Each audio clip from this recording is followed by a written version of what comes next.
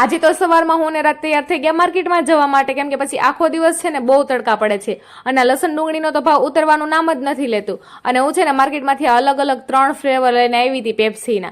બસ પછી એને ફ્રીજમાં મૂક્યા અને આ થોડું ઘણું શાકભાજી અને ફ્રૂટ પણ લઈને આવી હતી. અને આજે બપોરે મારે ગુંદાનો સંભારો બનાવવાનો હતો, એટલે બસ પછી થોડુંક એનું કામકાજ ઉપાડી લીધું અને વળી પછી છે ને થોડાક મરચા તરી લીધા, વળી પાછો શાકનો વઘાર કર્યો અને ગુંદા અને મરચાનો સંભારો કર્યો અને આ સરસ મજાની થાળી તૈયાર કરી અને મેને રાજે જમી લીધું. જો કે આજે છે ને શાક રોટલી કરતા સંભારા વધી ગયા હતા.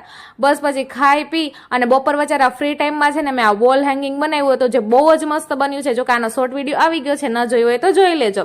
બસ પછી સાંજ પડતા પડતા થોડીક ભૂખ લાગી એટલે સલાદ ખાધું અને ડિનરની તૈયારી કરી, જેમાં મેં ચણાનું શાક વઘાર્યું અને આ સરસ મજાની કઢી બનાવી.